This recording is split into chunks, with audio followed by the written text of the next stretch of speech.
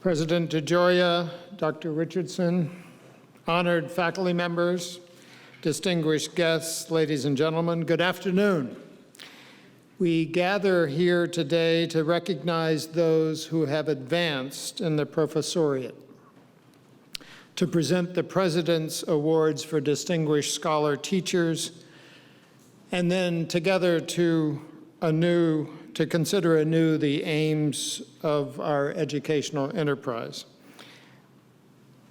In that regard, this year we're delighted that Dr. Louise Richardson of St. Andrews has accepted our invitation to deliver the annual Aims of Education address. Please remain standing for the singing of the Veni Creator Spiritus by the members of the Georgetown University Concert Choir under the direction of Frederick Binkholder, visiting assistant professor of music in the Department of Performing Arts, and for the opening prayer offered by Reverend Kevin O'Brien of the Society of Jesus and Vice President for Mission and Ministry.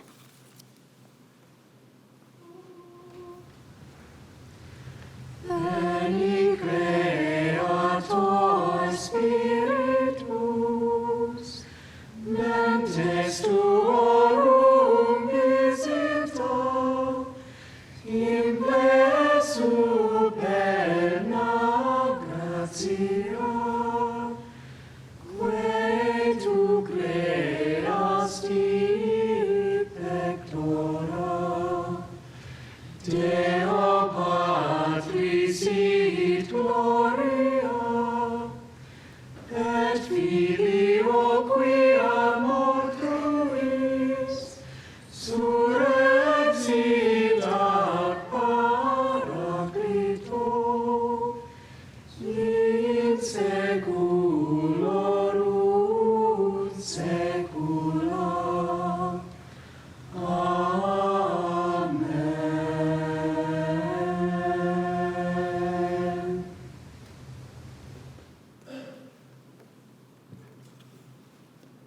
O Lord, our Lord, the psalmist proclaims, how admirable is your name in the whole earth. Your magnificence is elevated above the heavens. We behold your heavens and see the works of your fingers, the moon and the stars which you have founded. Creator God, we are filled with gratitude for the gifts of mind and body and spirit that come from you, for creating a universe for us to know and marvel at, for creating beauty to revel in, for inspiring in us goodness and calling us to care for all creation. We celebrate today the ingenuity and passion and perseverance that mark our vocations as scholars and teachers. We commend all of our labors here to you, dear Lord, and ask you to inspire in us a desire to know more, to dive deeper in the sea of ideas, to pause before mystery, to listen and learn from one another, and to collaborate more freely as together we strive to meet the needs of the world that are unmet, especially the needs of those on the margins of the privilege that we enjoy. Make the words of Augustine our own, Augustine whose learning and devotion we desire for ourselves. O Lord, you are the light of our minds, the life of the souls, and the strength of the wills that serve you. Help us so to know you that we may truly love you, so to love you that we may fully serve you, whom to serve is perfect freedom. Amen.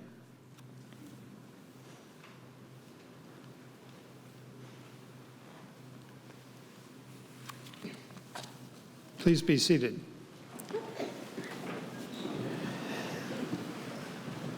We begin this afternoon by recognizing the milestone achievement of tenure or further advancement in rank within the professoriate.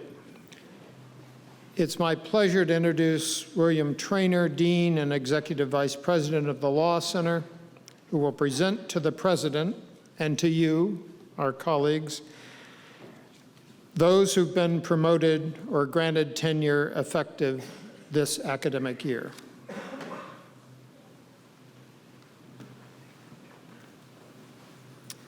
Thank you. I ask that as I call your name, you come forward to be recognized.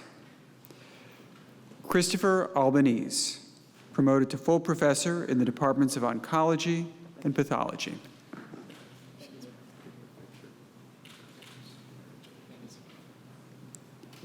Ali Arab, promoted to associate professor with tenure in the Department of Mathematics and Statistics.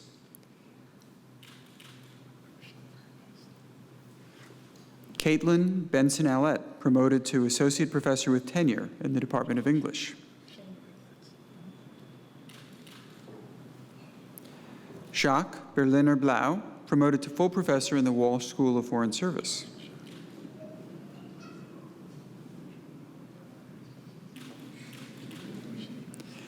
Daniel Blair, promoted to associate professor with tenure in the Department of Physics.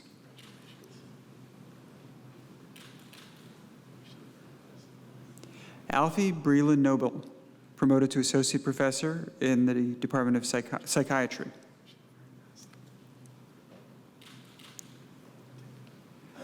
Gianni Cicali, promoted to associate professor with tenure in the Department of Italian.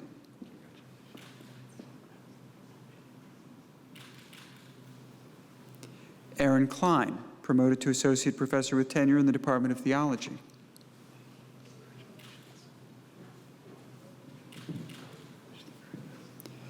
Nathan Edwards, promoted to associate professor with tenure in the Department of Pharmacology. Christy Graves, promoted to associate professor with tenure in the Department of Oncology.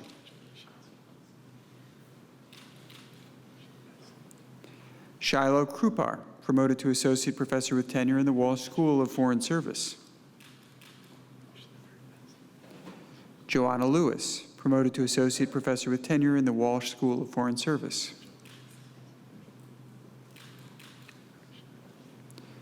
George Luda, promoted to associate professor with tenure in the Department of Biostatistics, Bioinformatics, and Biomathematics, and the Department of Oncology.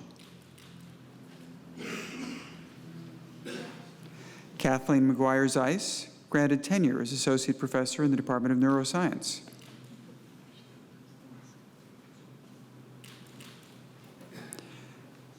Andrei Medvedev, promoted to associate professor with tenure in the Department of Neurology.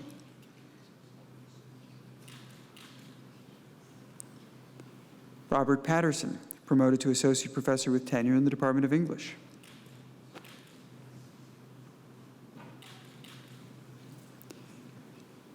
Stephen Singer, promoted to full professor in the Department of Biology.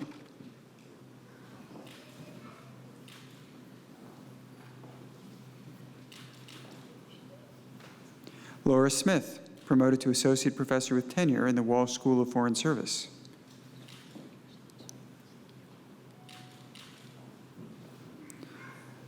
Noel Sujimura, promoted to associate professor with tenure in the Department of English. Joshua Teitelbaum, promoted to full professor at the Law Center.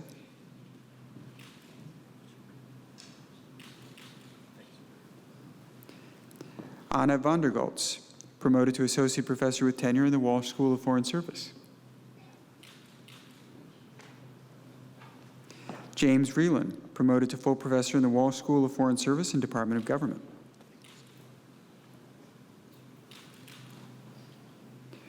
Judy Wang, promoted to associate professor with tenure in the Department of Oncology.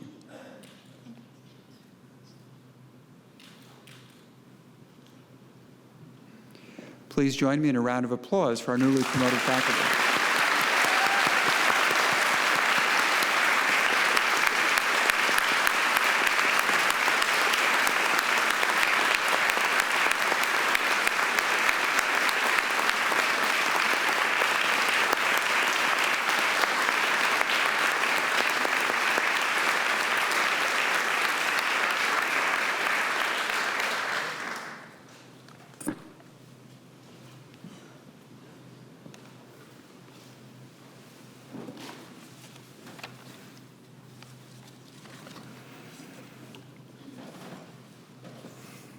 today, we also continue the Presidential Fellows Program with the presentation of the medals of this year's awardees. This new medal was designed to recognize those faculty among us who excel simultaneously in research accomplishments and also in teaching effectiveness. They collectively, therefore, teach us every day that these two sides of an academic's life are not necessarily in conflict, but can be jointly achieved.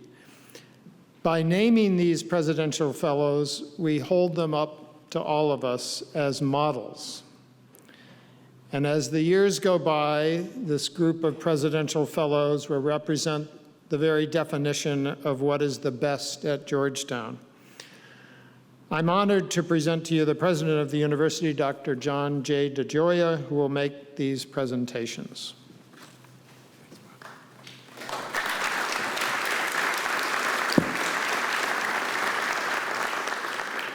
Thank you very much, Bob. Well, it's an honor for me to be with all of you today. We come together to celebrate our newly tenured and promoted colleagues, to recognize the recipients of the President's Awards for Distinguished Scholar Teachers, and to engage the insights of an extraordinary leader in higher education in our annual Aims of Education address. So thank you all for being here. As Bob has described, the recipients of the President's Award for Distinguished Scholar Teachers each have demonstrated scholarship in teaching of the very highest quality. Their excellence as researchers, scholars, and teachers represents the very best of our community. We honor today their dedication to discovery and inquiry, to the creation and critique of knowledge, and to the activities of mentorship and formation. We'll begin each award presentation with a brief video with words from colleagues, students, and friends to characterize the depth of their contributions, and then I'll offer some brief reflections before the medal presentation. So our first awardee of the 2014 President's Awards for Distinguished Scholar Teachers is Dr. James Collins, professor in the Department of History. So let's begin our first video. My interest in history goes back to family, like most of us. I come from an Irish-American background, and naturally there were lots of people who like to tell stories about the old days. My parents were both heavily involved in politics, so from a very young age I was involved in politics. So I've always been fascinated by the relationship between the state and politics on the one side and civil society on the other side. And unsurprisingly, my work as a historian has focused precisely on that relationship. He's looking at the fiscal order in the early, in early modern France, 14, 15, 16. He's looking at the transition from the absolute state to republicanism, and so that. And he looks at estates and orders and all the different social structures that exist and how things made those changes. Indeed, understanding society in its relation with the state, that is a big question which he gave himself. And to answer that question, he went to archives. And I think that that is his great achievement and also gift. The good scholar loves the research. They love to be in the archives. They love, as I say, smell the books. They love to look at particular dates, a particular text when when it clicks. All that made him one of the few best scholars of France who live today. I mean, it's enough to say that his books are translated to French. Research and teaching are essentially the same thing. Teaching means being in a classroom with a group of students and discussing sources, discussing scholarship. Your own scholarship is extending that to a much broader audience. I view teaching and scholarship as a continuum and not as some kind of contradiction.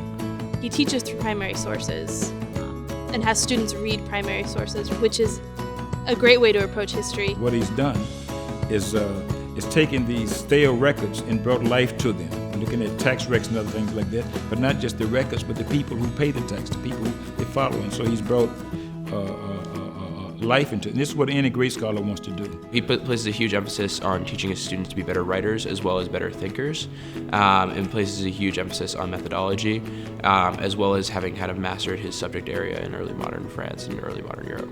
One of his favorite sayings is from the great basketball player Kareem Abdul-Jabbar. And he said, Jabbar said that one doesn't go to college, it's not for how much you learn, but how you think. It's to teach you how to think, and this has been his role.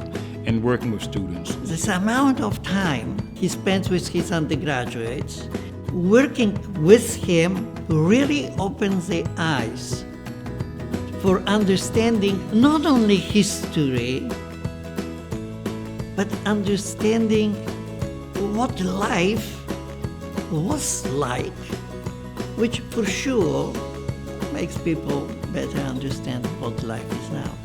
He blends the combination of what it means to be a scholar, a researcher, a teacher, a compassionate human being, and one who's dogged in their approach and cares as much about you learning as about they learning. And, Jim Collins represents the best of scholars trying to bring together those disparate trends.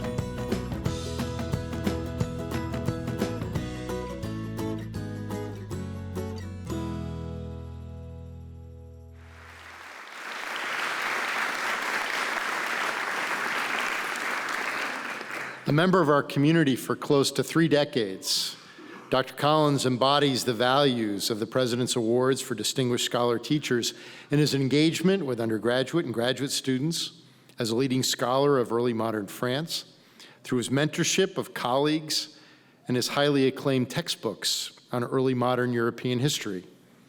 His work is focused on the origins of modern states and absolute monarchy, and publications such as The State in Early Modern France, From Tribes to Nation, The Making of France, circa 500 to 1799, and Classes, Estates, and Order in Early Modern Brittany, which was the focus of a one-day conference at the University of Rennes in 2004 in honor of its 10th anniversary. As part of this event, as you heard in our video, a French translation of the book was released. He's been invited to speak at numerous major research institutions in France, was invited to be a guest professor at the Collège de France, one of the highest honors a French historian can receive, and in March 2013 offered 4 lectures at the Collège. He's also been recognized by the Leverhulme Visiting Research Professorship, through which he spent several months at the Center for Early Modern Studies at the University of Sussex.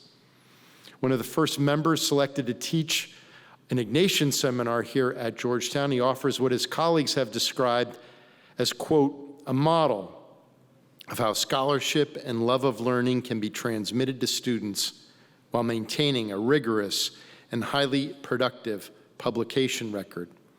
At the graduate level and among his colleagues in the history department, he is a generous mentor.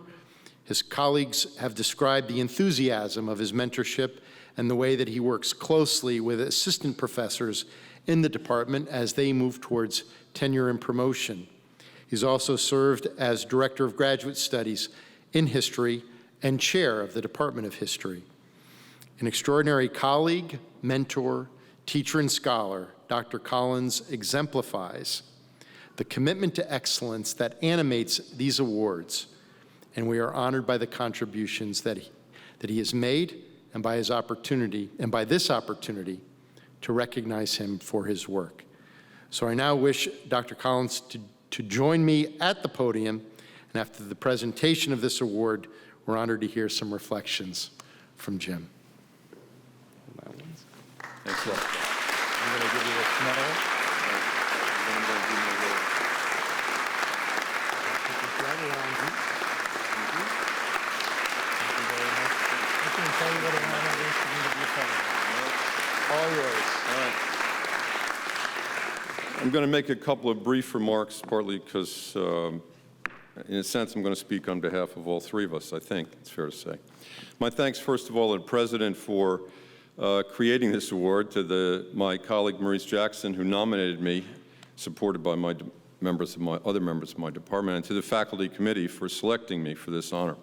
I'm delighted that 4 generations of my family, my mother, one of my sisters, my daughters, and my grandson are all here to share this moment. Thanks as well to 39 years of students, 29 of them here, who have kept me on my toes, and to their parents and our donors who pay my salary and yours. Basketball long ago taught me that no player wins or loses alone, and that great teammates of long ago remain with you in spirit, teaching lessons both joyful and hard. So too in academic life, much of what I know about undergraduate teaching I learned from colleagues at Lafayette College. Excuse me, Bob Weiner, Don Miller, and the late Dick Welch. My approach to graduate teaching owes everything to my own teachers, Vim Smith, Mark Ryeff, Gene Rice, and most of all to my Georgetown colleague, Andrzej Kaminsky, who's been my friend and mentor for 40 years. Excuse me. The university honors me today as a scholar teacher. What better models could be imagined than my former colleagues, Dorothy Brown and Richard Stites, my departed friend Hisham Sharabi, whose teaching was so powerful that a later president of the United States singled it out in his memoirs. They set the tone for our department to its commitment to teaching and scholarship. If I may, I'd like briefly to gloss on a recent New Yorker cartoon which showed an ordinary bloke telling Superman, quote, "Some of us are unsung heroes." Georgetown's unsung heroes are those who make it possible for faculty members to do our jobs. Shockingly enough, let me start with administrators. People like former deans Jane McAuliffe and Jerry Mara provided me with important institutional support for my research. Alas, such institutional support comes with a significant burden: paperwork. How would I have ever managed over 29 years without Connie Holden, Kathy Gallagher, Joanna Shields, Betty English, and Jan Liverance of the History Department to walk me through it in every dimension of scholarship and teaching? I shudder to think.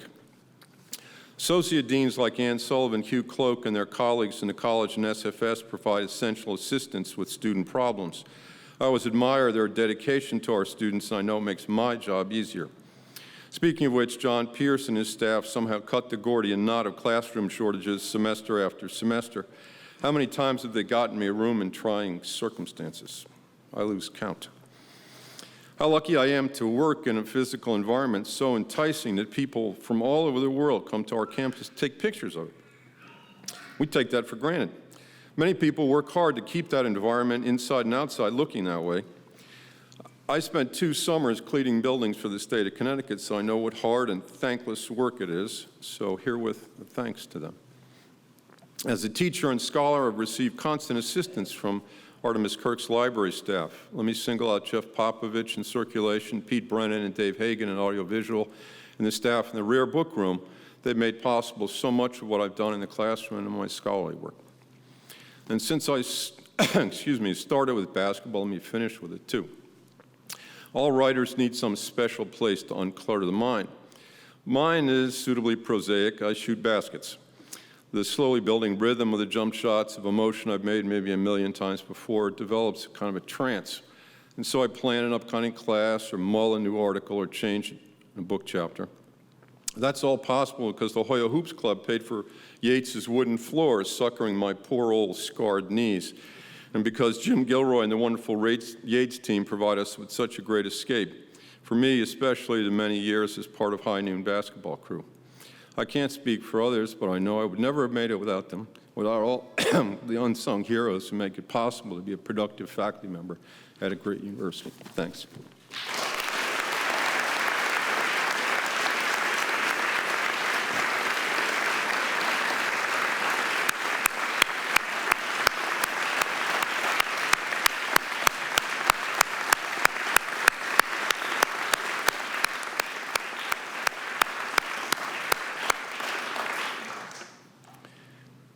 Professor Philip Schrag, the Delaney Family Professor of Public Interest Law and Director of the Center for Applied Legal Studies at our Law Center, is our second recipient of the President's Award for Distinguished Scholar Teachers this afternoon.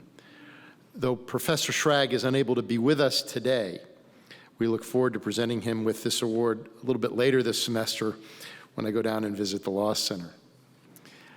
Before I speak about his contributions, let's hear more about Professor Schrag in this video.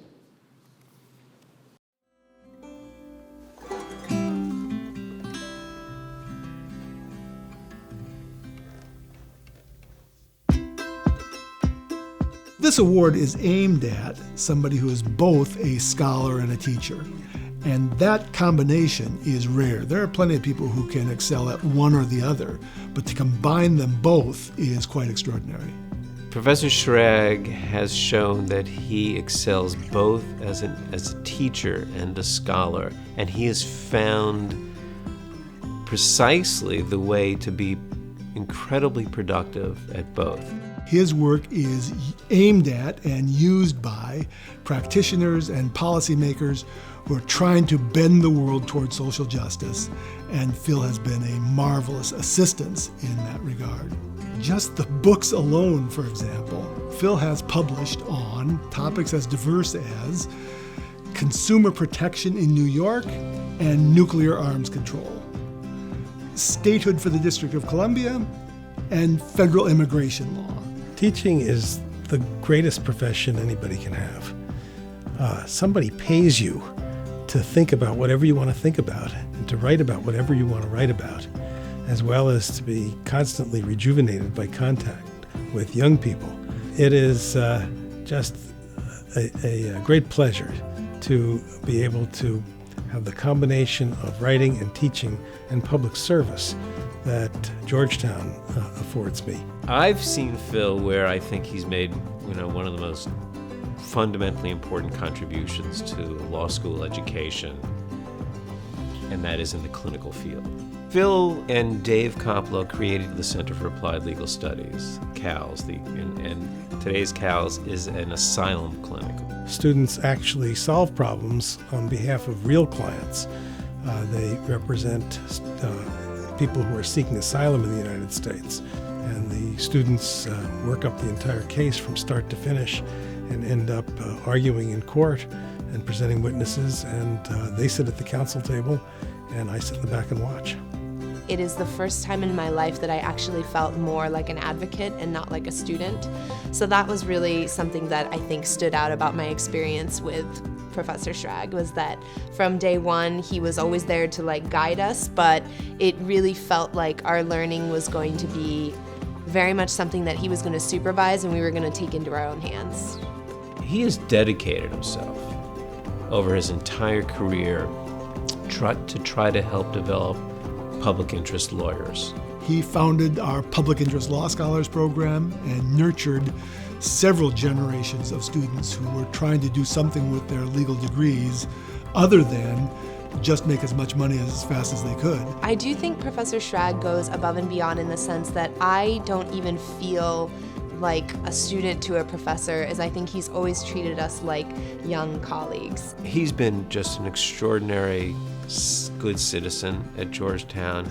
He is one of the professors who cares so much about the institution and the students who make up this institution, that he wanted to do everything he could to make this the best learning experience for them.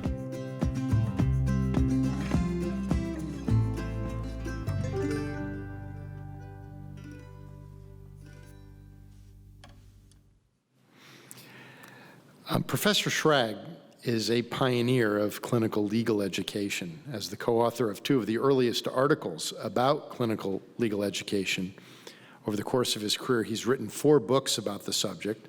After joining our community in 1981, he founded our Center for Applied Legal Studies, now a political asylum clinic, which is one of our most intensive litigation clinics at the Law Center. Students who work at the center are trained in how to conduct culturally sensitive interviews of traumatized clients, write a brief, and argue before a federal judge. The center, which he still directs, is known for its 90% success rate. The national average is well below 40%. His teaching is dynamic and experiential. His colleagues have said that he is, quote, able to bring genuine and engaged learning to settings as inhospitable as the 120-student first-year course on civil procedure.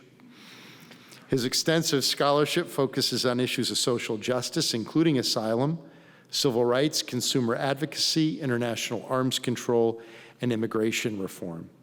He's the author or co-author of dozens of articles and 15 books, including Ethical Problems in the Practice of Law, the most frequently assigned textbook of professional responsibility courses. He helped to create our Public Interest Law Scholars Program in 1988. And in 2007, he worked with Congress to create the Public Loan Forgiveness Program, through which the federal government provides substantial forgiveness of student debt to graduates who perform 10 years of full-time public service. As a dedicated public servant, an extraordinary and innovative teacher, and an exceptional scholar, Professor Schrag represents the very best of Georgetown.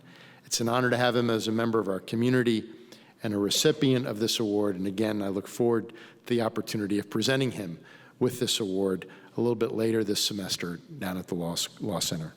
So please join me in expressing our congratulations to Fred.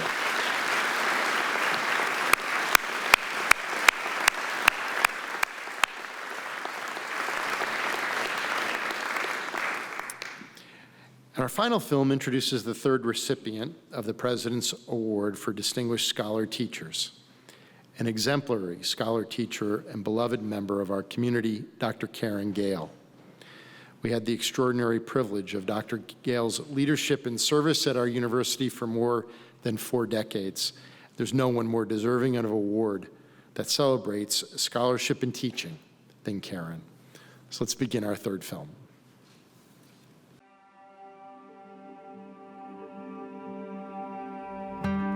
Karen was very special. She was a leader, she was a mentor, she was a teacher, she was a strategist, she was a good friend, she was a loving, mother. She managed to do it all. I mean, she was full of kind of like a never-ending supply of energy. She cared about her research, and she loved her students. She found time to maintain a vibrant research program, to train doctoral trainees, to teach with excellence in graduate education, in medical teaching.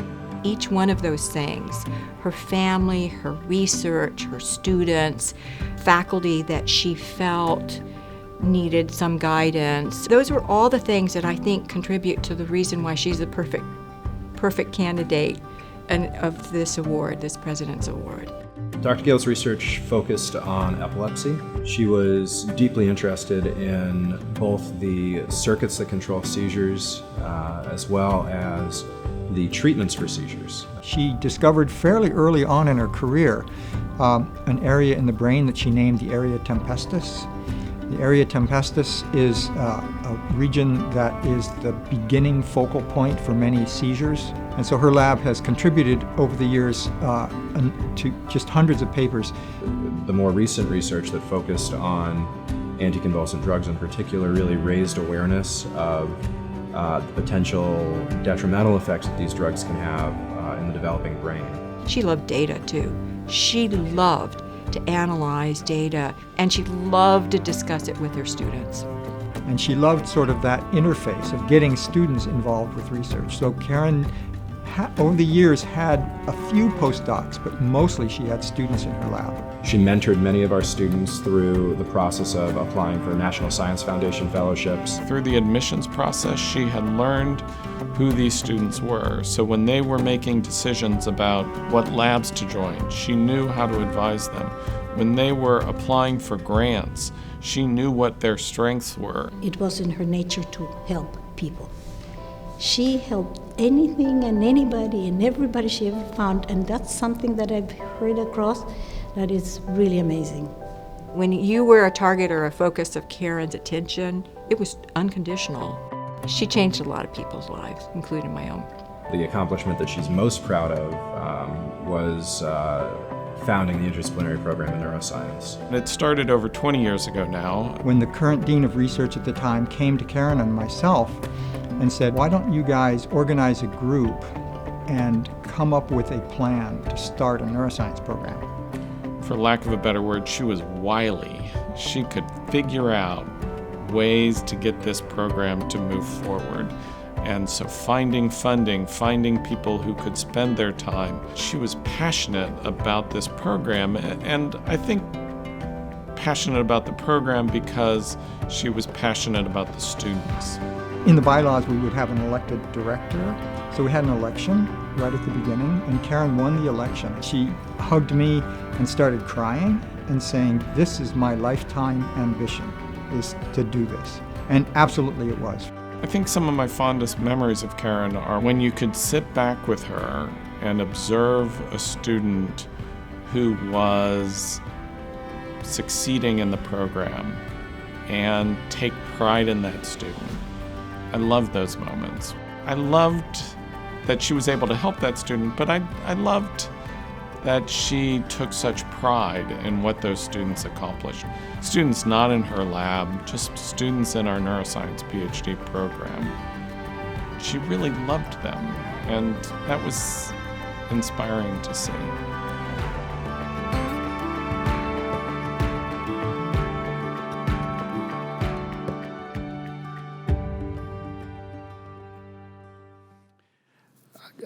Karen Gale joined our faculty in 1977, and from her earliest days, she emerged as a leader in our community, earning tenure in 1984 and the title of full professor in 1988.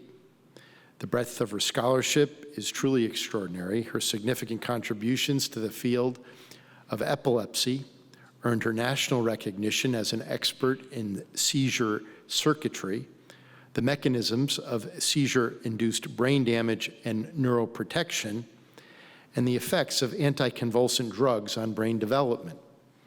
Her work was widely published. She was frequently asked to present at scientific conferences. She served as a chartered member of an NIH study section and a regular reviewer for the NIH Director's New Innovator Awards.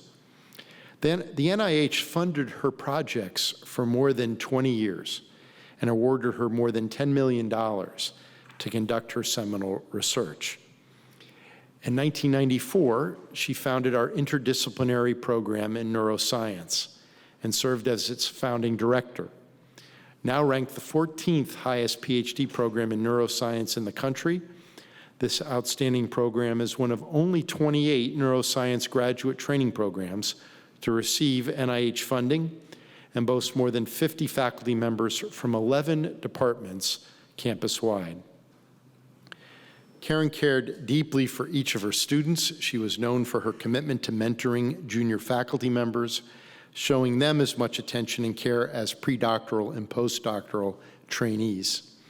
She served as president of Georgetown Women in Medicine and was recognized for her mentorship of women faculty members at our medical center with the Estelle Ramey Award in 2001.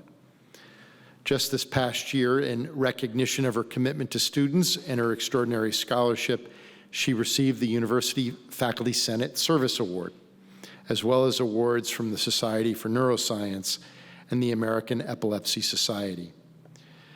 Karen was one of the most beloved members of our community, and we are grateful that she knew she was a recipient of this award before she passed away this summer.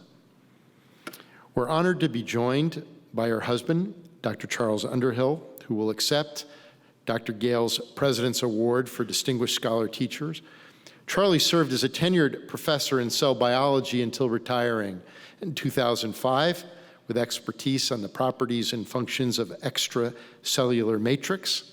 In 2007, he became an adjunct professor in biochemistry and molecular and cellular biology and has remained actively involved in several graduate courses at our medical center.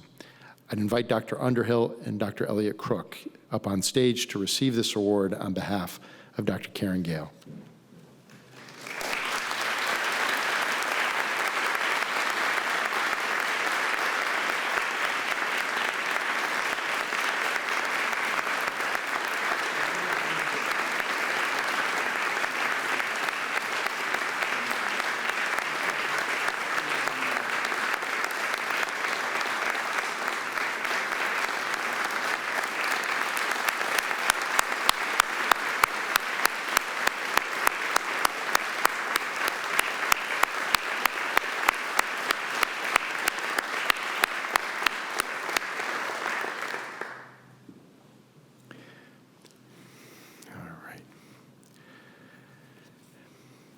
Well, let me again express what a privilege it is to be with you this afternoon. And again, I wish to express my most sincere congratulations to our newly tenured and promoted colleagues, and my appreciation to our recipients of the President's Award for Distinguished Scholar Teachers.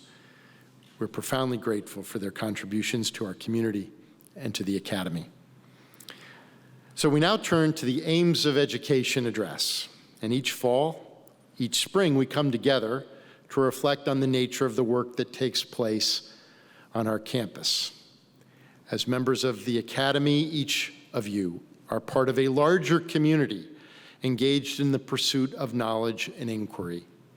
As members of this Georgetown community, you share in a way of life, a way of proceeding that serves as the context for the academic work that you pursue here on this campus.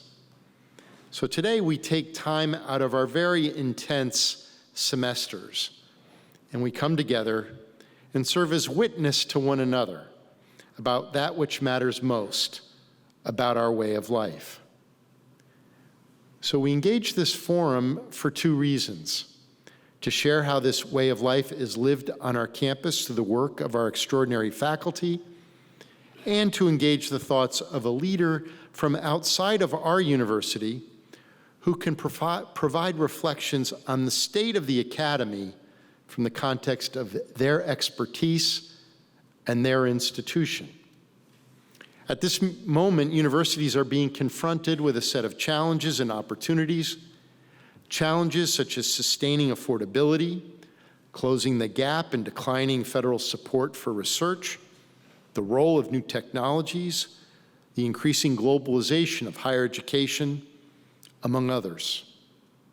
We seek not only to grapple with these challenges, but also to use this as an opportunity to more deeply understand and articulate the vision and values that characterize higher education. Regardless of what may be going on in the world, universities provide a place where a certain kind of work can be done. We prepare young people for their place in the world, for lives of intellectual and civic engagement, lives in which they will respond to the needs of the poor and the marginalized among us. We provide a place where our faculty, where all of you can pursue your ideas and question and critique the frameworks in which we are situated. We do this work in service and recognition of the common good. There is a timeless character to our work, and it is that timeless character that we honor today. But this character, this place for formation, inquiry, and our work for the common good endure because of our ongoing and steadfast efforts to ensure and strengthen the conditions that make our way of life in the Academy and at Georgetown possible. We have gathered in this forum over the past several years to more deeply understand the characteristics of the Academy and the challenges and opportunities that we face. We have engaged the insights of Raphael Rangel of Tech de Monterey and Nicholas Boyle of the University of Cambridge on the impacts of globalization, of Shirley Ann Jackson of Rensselaer on the changing context of science, Diana Chapman Walsh of Wellesley on the challenges faced by liberal education, and Edward Hirsch of the Guggenheim Foundation and Anthony Grafton of Princeton on the state of the humanities. With Jill Kerr-Conway, we considered the role of the university in our ever-changing world, and with John Seeley Brown, the impact that technology can have on our work. We've also engaged with Ann Pendleton Julian of The Ohio State University, a recent visiting professor here at Georgetown, on the role of design and innovation in teaching and learning. And most recently with Hunter Rawlings, the president of the Association of American Universities. To offer her reflections and to deepen this extraordinary tradition, we are honored to have with us Dr. Louise Richardson, Principal and Vice Chancellor at the University of St. Andrews, an accomplished author and expert on terrorism and political violence, a highly regarded professor, an effective administrator. She offers us the perspective of a faculty member at the very top of her field and at a university leader at one of the oldest universities in our world. Growing up in rural Ireland, the first in her family to attend a university, she attended Trinity College Dublin, earned her master's in political science from UCLA and a master's and doctorate in government from Harvard. At Harvard, for 2 decades, she served as executive dean of the Radcliffe Institute for Advanced Study and an associate professor in the Harvard Government Department. Under her leadership, the Radcliffe College, formerly a women's college, underwent a successful transformation into a mixed institute for advanced study. Even before her groundbreaking monograph, What Terrorists Want, Understanding the Enemy Containing the Threat, Dr. Richardson's significant scholarship considered the complex international and interpersonal dimensions of terrorism. For several years, she taught Harvard's large undergraduate lecture course, Terrorist Movements and International Relations, for which she was recognized by the undergraduate student body with the Levinson Prize, awarded to the best teachers at the university. When she was selected to serve as the principal of the University of St. Andrews in 2009, she became the first woman principal and vice chancellor of the 3rd oldest university in the English-speaking world. Between 2011 and 2013, she oversaw the ceremonies celebrating the 600th anniversary of the university's founding, and in her 5 years of service has made important investments in the university's infrastructure and the building of a new research library and plans for an energy and innovation center, and has focused on the core academic mission of the institution. Ladies and gentlemen, it is a great privilege, honor, and pleasure for me to introduce to you Dr. Louise Richardson to deliver this year's Aims of Education address.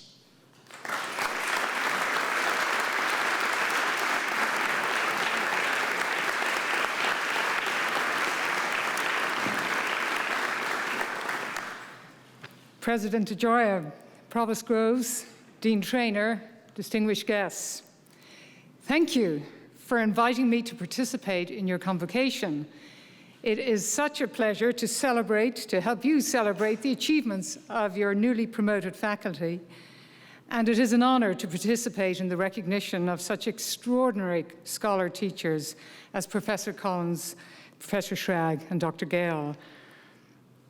I can only imagine what a sad occasion this must be for Professor Gale's family, and I hope that they find some comfort in the knowledge that through her work in the lab and in the classroom, she's left a lasting legacy in the impact she has had on the lives of those she touched. The university I come from is in many ways very different from yours. You are right in the thick of things. You are a stone's throw from the seat of the most powerful government the world has ever known. On your way to class, many of you must pass iconic buildings known the world over only on TV screens. Georgetown's location in the heart of the American capital gives it an energy and attraction, an opportunity to draw in those who visit Washington, an appreciation of public policy and public service.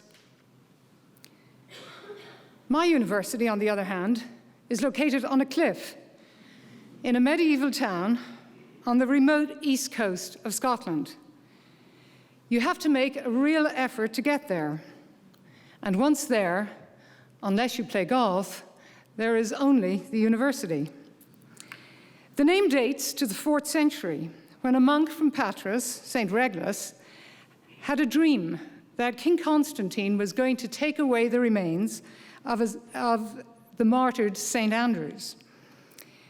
So an angel is reported to have appeared to Regulus and told him to take as many of St. Andrew's bones as he could to the end of the earth for safekeeping. After a long and arduous voyage, he was shipwrecked off the coast of Fife. He found the locals friendly and concluded that if it wasn't exactly the end of the earth, it was surely close enough. Over the centuries, a magnificent cathedral emerged to house the relics. Its ruins still dominate the town. Another difference between our institutions is our age. When Georgetown was founded, we were already about 400 years old. Georgetown awarded its first bachelor's degree in 1817. Our first graduate, William Yellowlock, was awarded his degree in 1414. I often wonder what William Yellowlock would think if he were transported back today. He would be shocked by the comfort of our lives, by the clothes, the girls, the cars, and the electricity. But the basic model would be very familiar to him. Scholars congregating to work together, and students traveling to learn from them. St. Andrews, as you heard, was founded at the beginning of the 15th century. Now that is before the printing press, before the Battle of Agincourt, before the construction of the Forbidden City in Beijing, before the construction of Machu Picchu in Peru, before Joan of Arc waged battle, before Columbus arrived in the Americas. 600 years is a very long time. How many institutions can you think of have been around that long? How many organizations, companies, governments? Not many. We have lasted this long because of the enduring value of what we and you do. Because we serve as foundations for our democracies, as guardians of our cultures, as engines of our economies, as drivers of social mobility, and always as generators of new ideas. Being old gives you a certain sense of perspective. When things look grim, economically or politically, I often console myself with the thought that the university has been through worse. When I was appointed principal, the newspapers invariably reported that I was the first Catholic to lead St. Andrews. When I tried to correct them by pointing out that I was only the first Catholic since the Reformation, they seemed confused. In fact, our university status was granted by a papal bull signed by Pope Benedict XIII in 1413, and our early leaders were all Catholics, bishops, in fact. St. Andrews, then the ecclesiastical capital of Scotland, was right in the midst of the Reformation. Today, throughout the campus, are markers to indicate where students and lecturers of various denominations were burnt at the stake for their beliefs. Current students try to avoid stepping on them for fear of failing their exams. Nobody in our university can believe for a moment that religious fundamentalism is the preserve of non-Christian religions, that religious extremism happens elsewhere, that neighbors do not turn on neighbors here. We live with the evidence that this is not the case.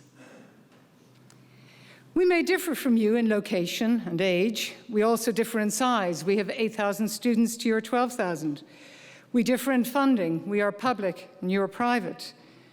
We also differ in wealth. Our endowment, after 600 years, is £50 million. Yours, I believe, is in the region of $1.3 billion. It may be time for a little redistribution. But what we share is so much greater than what divides us. We share a religious heritage, yes, but most of all, we share a commitment to the power of education to transform lives and to push at the frontiers of knowledge. One of the many historical anachronisms about a place like St. Andrews is the position of rector. This is a position elected by the students to represent their interests and to preside over the university court. We have had many extraordinary rectors throughout our history. John Stuart Mill, Rudyard Kipling, Alexander Haig, Jan Smuts, Andrew Carnegie, J.M. Barrie, the creator of Peter Pan. More recently, our students have opted for more prosaic choices and celebrities like John Cleese. Historically, rectors were welcomed with great festivity, gave a speech, and left. In 1867, John Stuart Mill gave his rector's address, and it is as relevant today as it was then. He said, "A university exists for the purpose of laying open to each succeeding generation the accumulated treasure of the thoughts of mankind." He went on to say that the moral or religious influence which a university can exercise consists less in any express teaching than in the pervading tone of the place. Whatever it teaches, it should teach as penetrated by a sense of duty. It should present all knowledge as chiefly a means towards worthiness in life, given for the double purpose of making each of us practically useful to his fellow creatures and of elevating the character of the species itself, exalting and dignifying our nature. There is nothing which spreads more contagiously from teacher to pupil than elevation of sentiment. Often and often have students caught from the living influence of a professor a contempt for mean and selfish objects and a noble ambition to leave the world better than they found it. Now, we might phrase this a little differently today, but the underlying sentiment is enduring, and it is precisely these types of professors like Collins, Gale, and Schrag, that we are recognizing today. Now, the past, rich, resonant, and inspiring as it is just the platform on which we have to build the future. When we consider the achievements of those who built these great universities, we cannot but notice that they didn't do so by looking backwards. Rather, they kept their eyes firmly fixed on the future. The biggest change over the years has not been in the core aims of education, but in access to the universities that provide it. In the last century, enrollment in American higher education grew from 4% of the college-age population in 1900 to almost 70% in the year 2000. The Merrill Act of 1862, the GI Bill in 1944, and the introduction of Pell Grants in 1973 are just three of the most seminal instances in which access to third-level education was expanded. The participation of women has also been transformed. Georgetown admitted women in 1969, St. Andrews in 1892. For 15 years before that, we provided a distance learning program, an early version of MOOCs, to permit women to attain a degree without physically attending the university. The degree was called LLA, Lady Literate in Arts. Today, like many of our peers, we have more female than male undergraduates. But there is much that remains to be done. In the United States today, a child born into a family with an income in the highest quartile has an 85% chance of earning a college degree. A child born into a family with an income in the lowest quartile has an 8% chance of earning a college degree. This is indefensible. With widening access and soaring costs of education, many say that higher education is in crisis. Those within universities say the crisis is a lack of resources. Those outside universities say the crisis is because of the increasing cost and declining value of education. The centuries of investment in universities would be negated if the value of a university education were reduced to the salary of the graduate or the job skills acquired.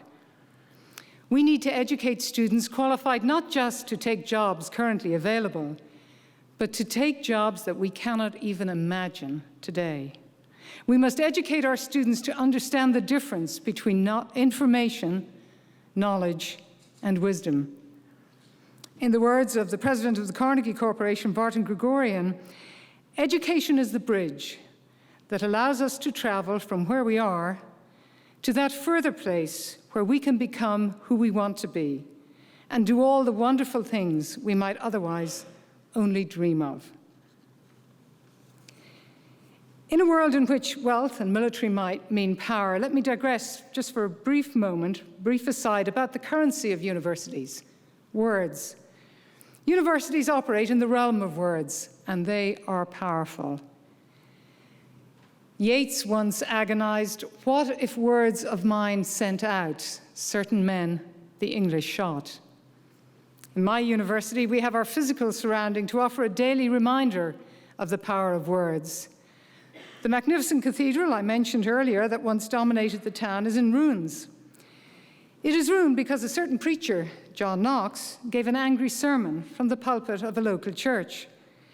The congregation was so incensed that they marched out of the church, down the street, and sacked the cathedral, even then many hundreds of years old. Never underestimate the power of words. Today, freedom of speech is a core academic value. It is a freedom that must be cherished, nourished, and exercised. As I'm sure you know, Scotland recently faced a referendum to decide the constitutional future of the United Kingdom. The Scottish Nationalist Party, which dominates the devolved Parliament in Edinburgh, wanted a vote for independence. We were caused to consider what is the responsibility of a university in such a situation. The atmosphere was febrile, the debate robust, but it was peaceful. The United States, as this university knows better than most, fought a bloody civil war on the issue of whether part of a country has a right to secede. The Civil War had devastating consequences for Georgetown, with the student population reduced to 17 and 1,141 students and alumni fighting on both sides. I find it deeply revealing of the values of Georgetown that the university chose the colors blue and gray as the school's official colors in 1876. In the country of my birth, Ireland, too, a bloody civil war was fought after a war of independence over whether a region could secede. In Scotland, however, over the past 2 years, a protracted, robust, and peaceful debate took place. This was an extraordinary achievement. All universities in Scotland are publicly funded, and the institutions and their leaders were instructed not to take a position on the constitutional question. This is fair enough. It would be very difficult to encourage free debate in a university if the position of the leadership were known. It is imperative, however, that academics are free to utilize the freedom of expression they enjoy to express their point of view. It is our obligation as scholars to subject all ideas to rational analysis and free and civil debate. It is our obligation as teachers to model to our students how to debate contentious subjects about which we feel strongly, and to treat respectfully ideas we find objectionable. It is our obligation as universities to provide a forum for free and open debate. There is a great deal of pressure on universities today to help our countries to find ways out of the financial crisis, to provide a haven for the unemployed, to teach skills to those who need them, and to transfer knowledge from university to community. We must be keenly cognizant of our obligations to those who fund us, be they governments or fee-paying students. We can do these things, but we must have bigger ambitions. There is no doubt in my mind that if universities do what we do best, we will inevitably help our countries manage their future. If we can provide leaders for tomorrow who've been educated to think critically, to act ethically, and always to question, these are the people who will prevent the next financial crisis, who will help us to grapple with questions prompted by the breathtaking pace of technological change, as we confront profound ethical choices about the prolongation and even replication of life. People who will force us to confront the costs we are imposing on the next generation by our wasteful use of the Earth's resources, who will articulate our obligations to the vulnerable, the poor, the victims of famine, disease, and war, wherever they reside. If we do what universities were designed to do, we will produce both those destined to make important scientific discoveries, as well as those who can assess the implication of those discoveries for all of us. The payoff may be sooner, it may be later, it may never be translatable to a spreadsheet, but it is a worthy endeavor nonetheless, and it is the aim of education. And it hasn't changed since 3 French-educated Scottish clerics decided in 1412 to seek papal approval for the foundation of a university in Scotland. It hasn't changed since John Carroll secured the deed to 60 acres of land in a hilltop overlooking Georgetown in 1789. It hasn't changed since John Stuart Mill told a St. Andrew's audience in 1867 that the purpose of universities was not to produce skillful doctors, lawyers, and shoemakers, but capable and cultivated human beings. We must adapt the way we achieve these aims in the face of changing technologies. We must work constantly to expand the numbers and diversify the backgrounds of those who benefit from this education. But we must never lose sight of its core and enduring value. Thank you.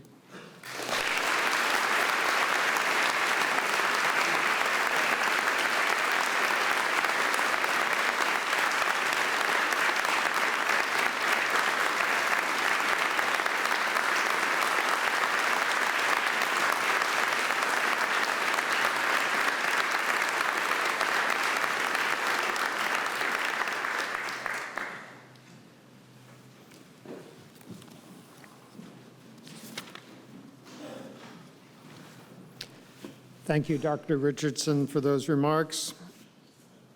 If you will, please stand and join in the singing of the Alma Mater. Remain standing for the benediction, which will be offered by Dr. Kathleen McGuire-Zeiss, Associate Professor in the Department of Neuroscience. The words and the music of the Alma Mater are printed on the back of your program.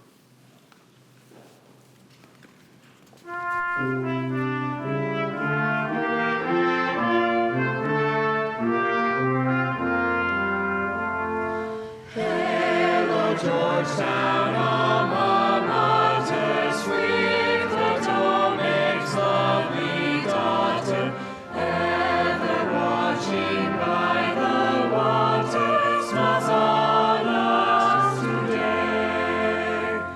Now her children gather round her, low with garlands they have crowned her, reverent hands and fond and wound her with the blue and gray.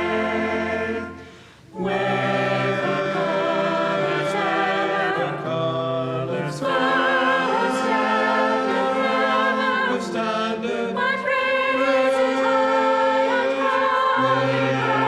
may Georgetown live forever, where Potomac's tide is streaming from her spires and steeples beaming.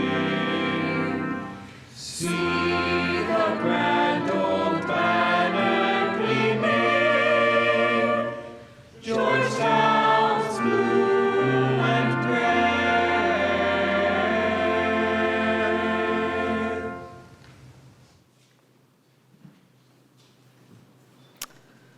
Good and gracious God, humbled by your abundant generosity, we gather with grateful hearts, and especially as we gather as one community here tonight, we thank you for the gift of fellowship.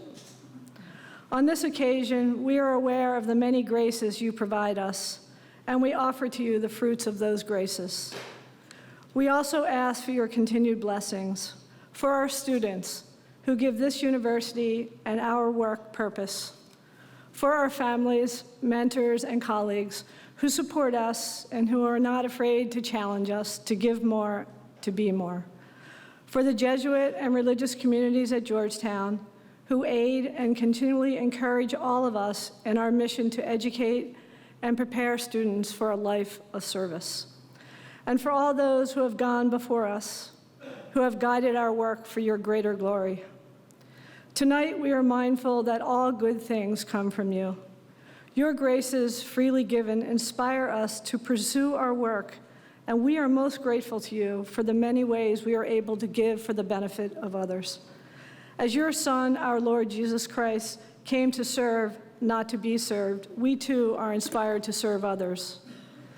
We commit ourselves to continuing our work, and with sincere gratitude, we ask that you continue to awaken in us the desire to be attentive to the needs of others and to always approach our work with humility and joy.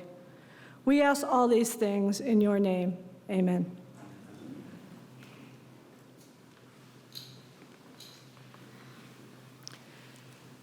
Kindly remain standing at your places until the academic procession has left Gaston Hall.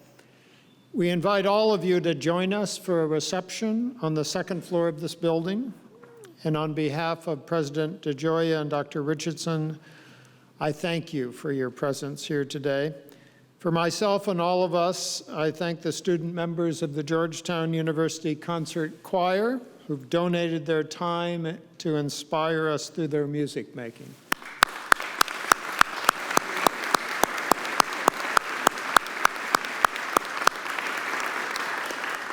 The 2014 Fall Faculty Convocation is now officially closed.